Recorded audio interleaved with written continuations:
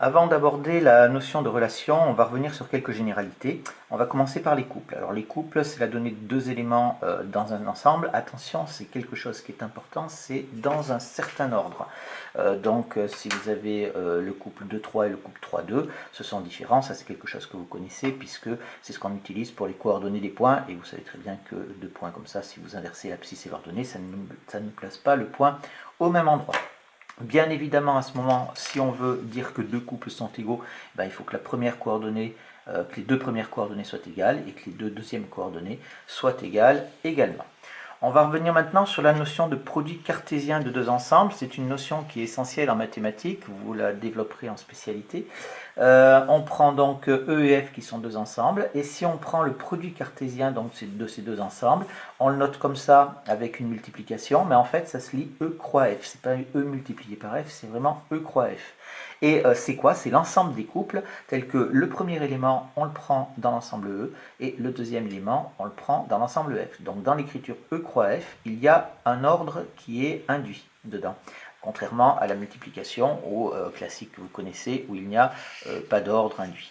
Donc un exemple ici, j'ai pris un ensemble E et un ensemble F. Si je fais E croix F, eh bien c'est donc un ensemble de couples. Il faut que je prenne le premier élément dans l'ensemble E et le deuxième élément dans l'ensemble F. Donc je vais avoir le couple 1A, je vais avoir le couple 1B, je vais avoir le couple 1C. D'accord, voilà, j'ai fini avec l'élément 1. Maintenant, je passe à l'élément 2. Je vais avoir 2A, le couple 2A, le couple 2B et le couple 2C, ici, sans aucune difficulté. C'est un ensemble, on le met entre accolades, il n'y a pas de souci. Si je prends maintenant F croix E, il faut que je prenne, c'est des couples toujours, d'éléments de F et d'éléments de E, mais il faut que je prenne le premier couple dans l'ensemble F, et le premier élément dans l'ensemble F et le deuxième élément dans l'ensemble E. Et donc je vais avoir les couples A1, A2. Ensuite, je vais avoir le couple B1, B2. Et après, je vais avoir le couple C1 et le couple C2. Vous voyez que ces deux ensembles ici sont totalement différents puisque le couple A1A et le couple A1 sont complètement différents puisqu'ils ne sont pas dans le même ordre. Alors un certain nombre de petites remarques qui ont quand même leur importance. Vous voyez en fait quand on fait le listing de tous les éléments de croix F, le problème c'est de ne pas oublier d'éléments. Donc qu'est-ce qu'on va dire? On va dire si c'est des ensembles finis. Si on veut savoir combien est-ce qu'il y a de couples, eh bien on prend le cardinal de E multiplié par le cardinal de F. Le cardinal, c'est le nombre d'éléments de l'ensemble. Donc voilà, il suffit de multiplier les cardinaux de chacun des deux ensembles E et F. Souvent, en fait, on prendra des couples, on restera dans le même ensemble, au lieu de travailler dans deux ensembles différents. L'ensemble E et l'ensemble F seront égaux, et donc à ce moment-là, on va utiliser une notation puissance comme si c'était une multiplication. Attention, je rappelle que ce n'en est pas une. Donc on appelle ça un produit, mais ce n'est pas un produit tout court, c'est un produit cartésien. Donc faites attention de bien respecter cette chose-là.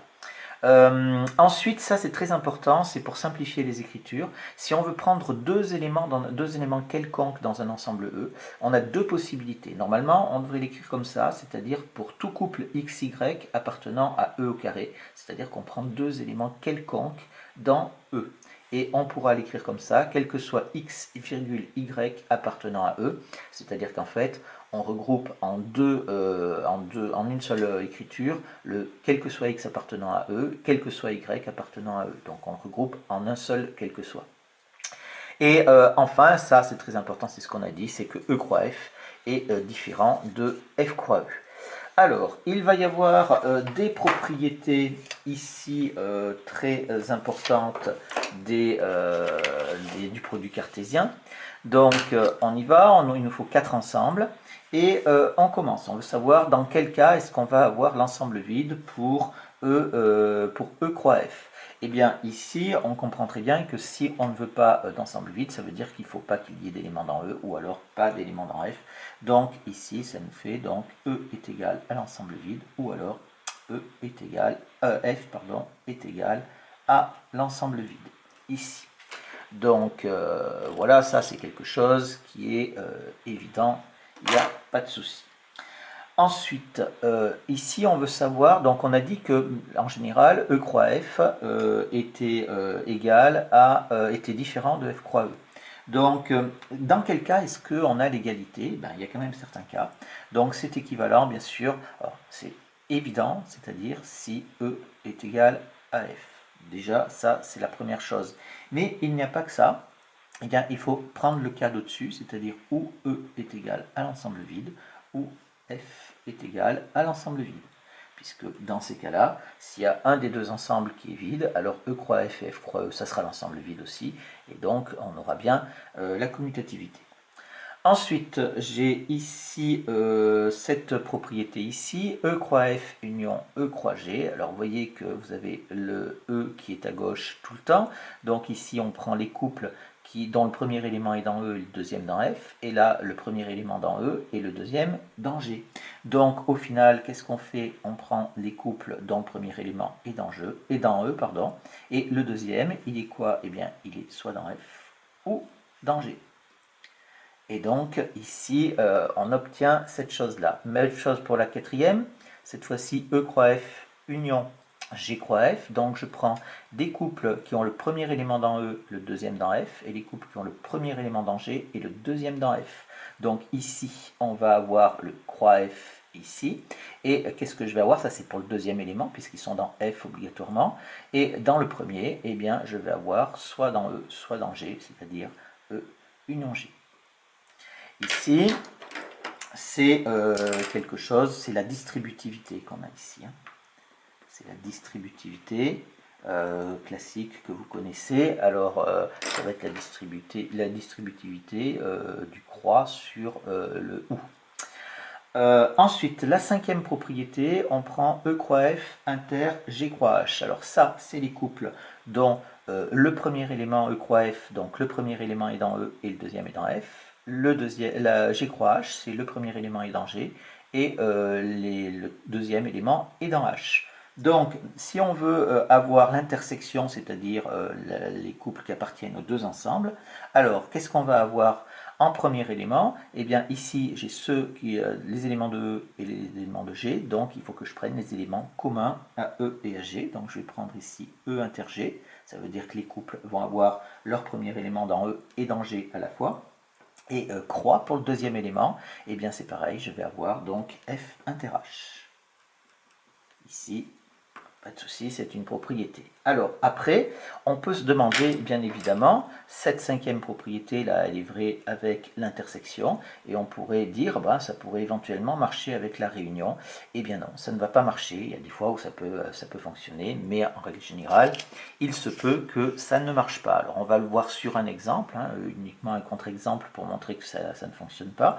Je prends E et F qui sont le même ensemble, c'est le singleton réduit à 0. G et H, pareil, le singleton réduit à 1. Et donc, qu'est-ce que je fais? Je prends E croix F. E croix F, donc je n'ai qu'un seul couple puisque j'ai que 0 et 0 ici.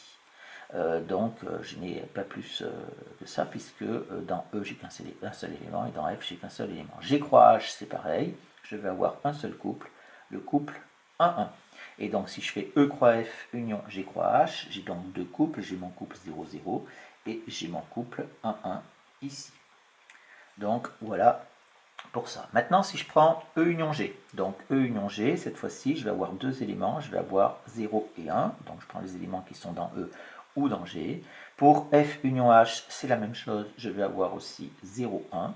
Et donc, si je prends maintenant mon E union G croix F union H, donc je prends le premier élément dans E union G, je peux commencer par 0, je peux avoir 0, 0, je peux avoir 0, 1, je peux avoir 1, 0 et je peux avoir 1, 1. Voilà un petit peu, puisque j'ai deux éléments dans E union G et deux éléments dans F union H, donc on a dit que ça faisait 2 fois 2, qu'il y a 4 couples, et vous voyez donc que les ensembles ne sont pas égaux. On va terminer par quelques notations qui seront utiles pour la suite, donc du vocabulaire. Donc bien sûr, si on sait faire le produit cartésien de deux ensembles, on va être capable de faire le produit cartésien de trois ensembles, de quatre ensembles. Si on prend deux ensembles, on a des couples. Si on prend trois ensembles, on va avoir des triplés. Quatre ensembles, on va avoir des quadruplés, etc., etc. Et si je prends n ensembles, eh bien, numérotés de E1 jusqu'à En, alors je vais obtenir des n-uplets qui s'écriront comme ça, où il y a toujours l'ordre qui a une importance. Hein. x1 il est pris dans l'ensemble 1, x2 dans l'ensemble 2, etc. Et le produit cartésien s'écrit E1, croix E2, croix, point de suspension En. Quand on met des points de suspension ici, on met des points de suspension toujours entre deux signes opératoires, c'est obligatoire. Je ne pourrais pas écrire ça par exemple sans le deuxième multiplié, sans le deuxième croix, ça serait incorrect au niveau de l'écriture. Et on a une notation, parce que ça c'est toujours écrit un petit peu long à écrire, et donc on a un produit cartésien, et on a la lettre pi ici en majuscule pour i de 1 à n, ça marche comme le symbole sigma qu'on utilise avec les suites, ça veut dire qu'on fait le produit des ensembles E indice i, pour i qui va de 1 jusqu'à n, c'est la même chose que d'écrire cette chose-là. On le rencontrera dans les exercices, ça pose pas de souci, c'est souvent dans les énoncés d'ailleurs. Et bien sûr, on peut avoir la notion d'égalité maintenant des n-uplets. Alors on fait une extension de la notion d'égalité des couples. Hein.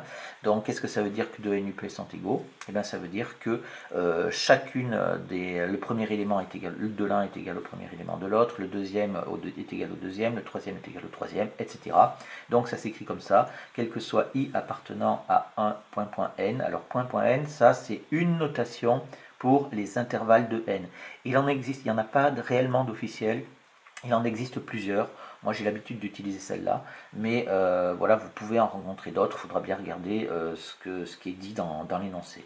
Donc voilà, pour chaque indice, eh bien, j'ai on va dire la énième coordonnée la ième coordonnée du n-uplet qui est égale à la ième coordonnée du deuxième n-uplet. Voilà.